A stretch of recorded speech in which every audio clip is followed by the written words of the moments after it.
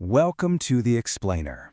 So it's June 16, 2026, and we're stepping in as your dedicated research assistant as you prep for the upcoming LCMS Convention in Phoenix. As a pastoral or lay delegate, you've got a massive task ahead of you. So we're going to dive straight into the 10 proposed resolutions of Floor Committee 7, which deals exclusively with university education. Our goal today is to break down the text, map out the authority flow, and evaluate the practical effects these proposals are going to have on your local congregation and future church workers. All right, let's jump right into this docket. We're looking at Floor Committee 7, which focuses heavily on the Concordia University System, or the CUS. The core tension we're going to explore is how these resolutions attempt to balance local educational vitality with strict confessional fidelity.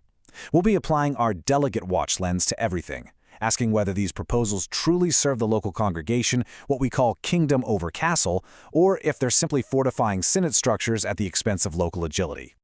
To tackle these 10 resolutions without getting bogged down, we've broken this explainer into 5 key themes: the CUS landscape, board governance and bylaws, vetting university leaders, defining identity and worship, and finally, corporate status and costs. Okay, Section 1. The CUS landscape, establishing the stakes. If we look at the President's report, it plainly states that real challenges, like ambiguity in views contrary to Scripture, sparked the major governance reforms back in 2023. And really, the resolutions in front of us today are the next step in that process. They're seeking to refine and tighten those reforms. Keep this context in mind as we go. The Synod is operating from a posture of protecting doctrinal integrity, but we absolutely have to ask if these new rules also support the educational vitality we need to serve real students in mission fields. Moving on to Section 2, Board Governance and Bylaws. Here we have 2 big bylaw amendments. Resolution 7-02 makes initial and annual training mandatory for all regents within 6 months to advance the Synod's confession. Then we've got 7-3, which actually shifts the authority around how university church worker programs are officially discontinued, tweaking the consultative role of the CUS board. So applying that kingdom over castle lens here is super helpful. With 702, you see a great example of low control but high accountability. It allows for remote recorded training so we aren't burdening regents with crazy travel, right? But 703, well, that's a bit trickier. Does this empower our local universities to quickly adapt and serve future church workers locally? Or could it let vital pastoral formation programs close down without enough synod oversight? Who really gets the final say when a program ends? If you're gearing up for floor action, you'll want to watch for potential amendments here. For 702, delegates might want to clarify the timeline, like, does this training have to happen before someone even takes office? And hey, who's paying for it?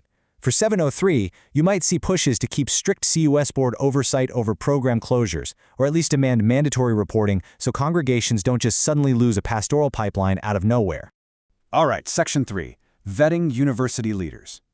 Resolution 704 and 705 focus on policy clarifications for prior approval, specifically for theological faculties and university presidents. Now, these aren't just minor housekeeping details. They literally set the theological bar for the people shaping the minds of our future church workers. When you dig into the rationale in the source text, it's pretty clear these changes lean hard into doctrinal supervision to protect the confession.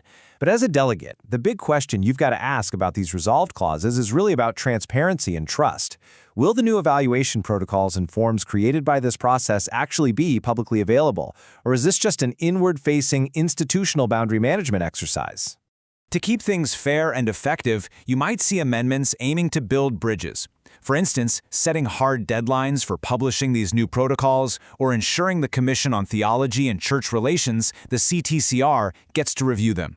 There might even be calls to mandate input from local faculty and district presidents, making sure the vetting process actually serves the wider church, not just the folks at the top of the structure. Let's head into Section 4, defining identity and worship. We've got 2 very different approaches here.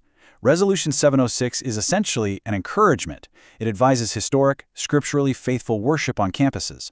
But 707, that is a heavy hitter. It's a formal directive ordering the CUS board and the CTCR to explicitly define what Lutheran identity means across all Concordia universities, with a report due by the 2029 Convention. The goal of 707 is to strengthen the LMOS standards, the Lutheran Identity and Mission Outcomes Standards. This is absolutely crucial because the LMOS is basically the grading rubric. It dictates exactly how a university's doctrinal adherence is measured during official visitations. So, whoever gets to define this standard holds an immense amount of sway over the future of university governance and accreditation. And this highlights a major tension you'll feel on the floor. Resolution 706 serves congregations by making sure the students you eventually call as pastors or teachers are formed in faithful worship. But 707 leans much more toward fortifying the synod structure. It tasks a centralized task force with defining identity. So the debate is going to be, does standardizing this identity stifle the local creativity we need for outward gospel witness, or is it totally necessary for unified student formation? The commentary in today's Business Issue 1 lays out the theological assumption here pretty perfectly. The argument is that university chapels shouldn't just reflect the broad diversity of the synod as it exists right now, but they should actively form students in historic liturgical fidelity. It draws a very clear line between cultural preference and doctrinal identity. When these resolutions hit the floor, delegates have to ask if defining Lutheran identity needs a faster timeline than 2029, or maybe broader representation. You could definitely see amendments demanding that students, faculty, and local regents get a seat on that 707 task force, just to ensure the resulting definition is precise, but still inclusive enough to support on-the-ground diverse campus ministries. Okay, our final stretch. Section 5, Corporate Status and Costs. While resolutions like 701, 709, and 710 are mostly accommodations or housekeeping that'll likely hit the consent calendar, 708 is the absolute heavyweight. It's proposing a massive study commission to evaluate the legal stewardship, financial liabilities, and corporate sustainability of the entire Concordia University system in light of some monumental shifts in higher education. And a study like that, it doesn't come cheap. Just the in-person meetings for this study commission are estimated to cost $75,000. That is a tangible, massive financial commitment from the Synod to rethink university governance from the ground up. So delegates really need to scrutinize the authority flow on 708, like who actually gets to appoint the members of this commission, and what power will their findings ultimately have over individual universities. Be on the lookout for floor actions that might broaden representation, require interim reports, or maybe even shift the study entirely to an existing board, like the Board for National Mission, just to save that $75,000. Which brings us to the ultimate question. As you step onto that convention floor, keep this critical thought front and center. Are these resolutions, from regent training to defining identity, building the kingdom and serving your local congregation's need for faithful workers? Or are they just fortifying the castle of institutional control? Your vote literally decides how the LCMS supports faithful Lutheran higher education for the next generation. So, as you head to Phoenix, ask yourself, what kind of church workers does your congregation need tomorrow, and do these rules actually help build them today? Thanks for tuning into this explainer. Keep studying, and safe travels to the convention.